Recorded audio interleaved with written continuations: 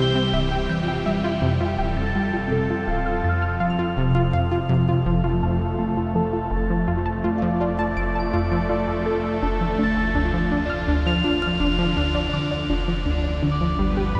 I'm Ananya. I'm a junior content manager with Trip 101, and today I have another colleague of mine joining me who traveled all the way to Japan.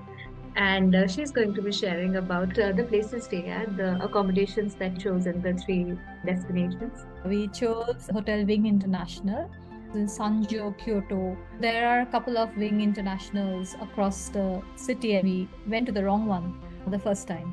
And then we realized, oh, this is not the Hotel Wing International, ours is Sanjo, Kyoto. So you have to be careful about the neighborhood and not just take the first one on the map. This was in the Gion district that I was telling you about. That it was easy to walk and roam. This hotel was really great. It didn't look like a hotel, it blended with residential houses. So we almost missed it. The inside was very authentic, not very modern, but had all the modern comforts. They had an amazing feature, a space where guests can come in and take whatever skincare that they have to offer for free. So they had these little sachets of the 6-step J beauty routine, essential oil, serum, moisturizer, sunscreen, everything. And the quality was so good because the weather was very harsh.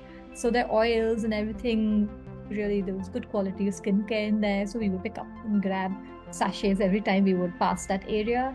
They had the softest towels, fresh towels, and the softest pajama sets. We were roaming around wearing the pajama sets. The guests were using it, and it was the material would be so soft that you would be tempted to wear it. Otherwise, we would have given it a miss. But Hmm. they had touches and free coffee, tea, and soup where you could just go to the vending machine and grab whatever you wanted to. But it was from 12 p.m. to 8 p.m. So it Hmm. never really worked for us because we would get up in the morning and head out early. And they refused to open it at that time. We had to get our coffee on our own, but they did have this small little window where guests Hmm. could get it. And then the Machiya house was close to there are temples and Fushimi Inari, other side of Kyoto. So it was very quaint. It was called Yaiya, Yaeya. That was the name of the house. The moment we saw the house, we fell in love. And they really utilized a small space so well with all the amenities, with everything. We booked for 5 people. They have tatami beds, like the low beds, just the mattresses. So they had a bed for one on the ground floor and a wooden steep stairway up to the main bedroom where 4 or 5 beds were side by side. So that was the main bedroom, Hmm. and it was very pretty. It had heated floors, and even the bathroom had a heated floor. And Oh, if you wow. weren't careful, you would burn your the soul. Yeah. So it was nice, but yeah, you had to be a little careful too. We would be like looking for our slippers, so like it's too hot. But upstairs was spacious, and you peek into the neighborhood, and you get into an entire zone of staying at a very authentic Japanese house. But the downsides were that this because this stairway was like a wooden ladder-like stairway. It wasn't like not regular thing. 5 of us had 5 huge suitcases, so we couldn't lug it up, and Hmm. everything had to be kept on the main living area. And we had to come down for every little thing that we would forget to take upstairs. And it had only one bathroom. The bathroom was big, spacious, and luxurious bathroom, like 5-star level bathroom. But Hmm. just one, 5 people, one bathroom, not a good idea.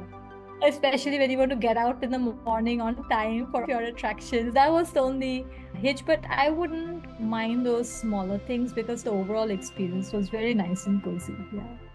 Both of those Kyoto comms really sound quite wonderful, especially the first one for the free samples they gave you. That's Yeah, quite unheard of, and seem to have gone out of their way to cater to the needs of the guests.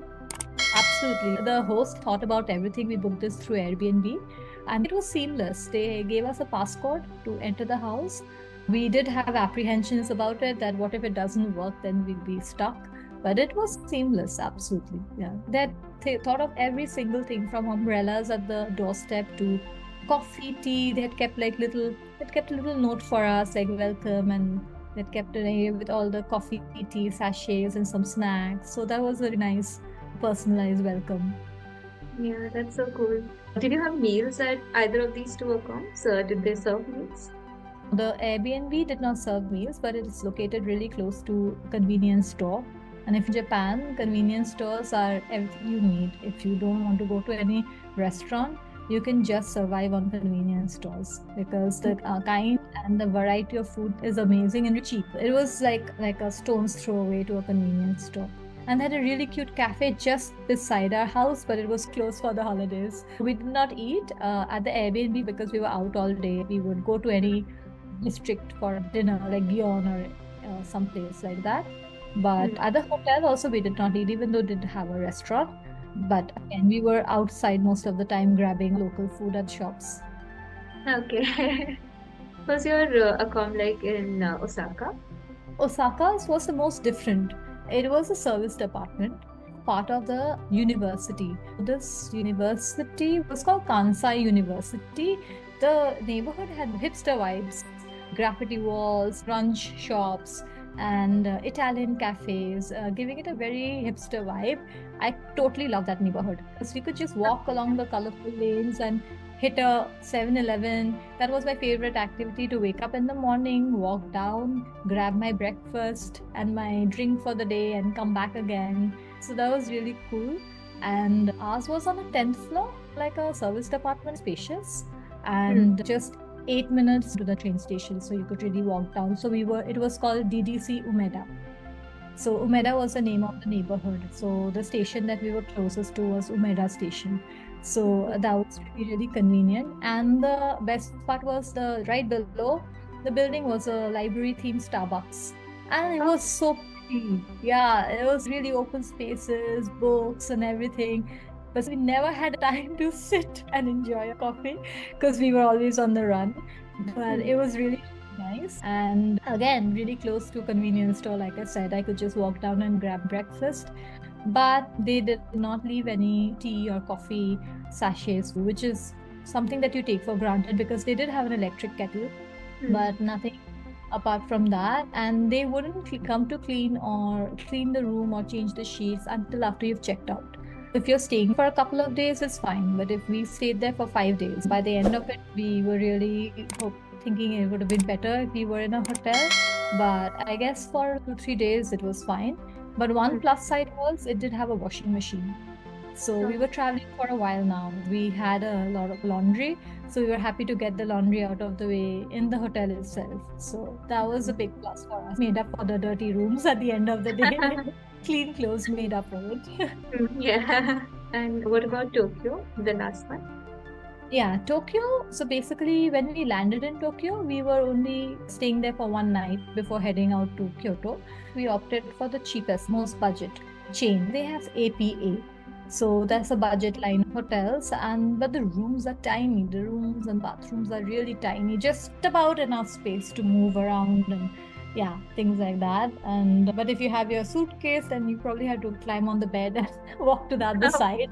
Yeah, it's really tiny, but it served the purpose for one night. So we didn't want to stay for more than one night. And it's really budget. So if you are a budget conscious traveler and staying in small spaces doesn't bother you so much, then that Mm. Appa Hotel is the right choice. But when we came back to Tokyo, we stayed at Citadine Central Shinjuku, right in the heart of the city. So Shinjuku is a very popular place and it has a nice vibe, central. Yeah, so we wanted to stay centrally. So this was the hotel that we chose mainly because it looked more spacious than the rest of the hotels. Space is an issue in Japan. This one was spacious by Japanese standards and well planned spacing, lots of a TV table that doubles up as a work desk. They did space management very cleverly, very intelligently. They did it. And the location was about 8 to 10 minutes walk from the Shinjuku station, and there was also a bus stop nearby because we were taking a lot of buses, so which was like a 5-minute walk. And then there was a Lawson, which is a convenience store right downstairs. Like you walk down and Lawson is there. Really put on a lot of weight because of that Lawson in the last 5 days. We would be going down just to grab, oh, that one had caught my eye. Let me just go down and grab it. So it is that convenient. We were just walking down to get more food every day. There's complimentary coffee at the reception area from 12 p.m. to 9 p.m. The timings did nothing for us again. Could not avail the complimentary hours at any hotel because it begins from 12 p.m. and we're out by that time. But they had that. And they did not have the complimentary sachets, the coffee sachets or the packs in the room. I guess they thought people would get them from the front desk. That was the only small minus for me. Other than that, yeah. I think most of the accounts you picked were in neighborhoods where food and beverages were readily available. It was really fun listening to you, and I've been imagining all these places that you've been talking about. I really want to book my tickets and go now. I'm glad to have inspired you. I hope our viewers will also find all the details that you have shared useful. And with that, we will close off for today. So thank you so much. Thank you for having me. Thanks, Ananya.